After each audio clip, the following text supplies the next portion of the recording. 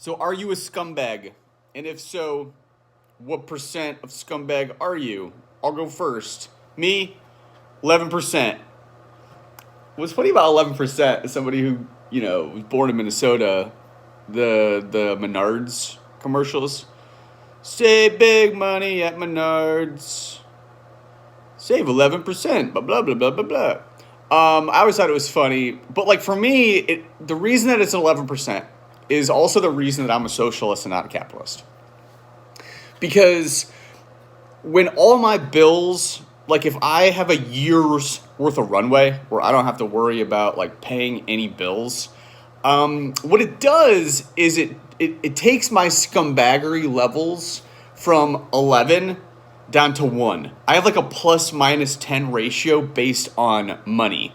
And when you don't have to worry about money, like money does equal happiness, right? Because you're not worrying about dumb shit that adults have to fucking worry about, right? And the only difference between golf as a kid versus golf as an adult is fucking money, right? And it's also why I'm a socialist. Because, like, hear me out.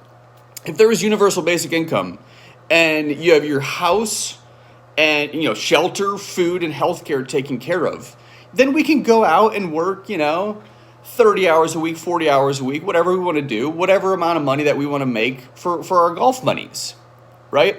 And I think, so to sort of wrap up in this era where we're still coming out the other end of COVID, where, a common discussion is, does the game need to shrink?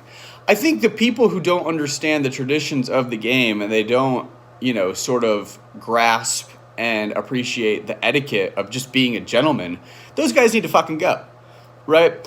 And, to truly wrap up, I have a buddy who has a daughter, I think she's 7 or 8, and, he's really athletic and good at golf, and he's trying to teach his daughter the value of competition and sportsmanship and teamwork and, the ability to share, right?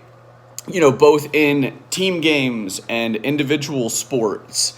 And, we sort of disagree in regards to like how important competition is, right? Like the skills that you learn as a kid, do those same rules of competition apply as an adult? Because I can make the argument that like, if you're still competing hard as an adult, there's a really good chance that you're a scumbag, like way higher than 11%. Because in order to compete and win in America in 2026, other people need to lose, right? And there are certain people that can fall asleep crushing skulls.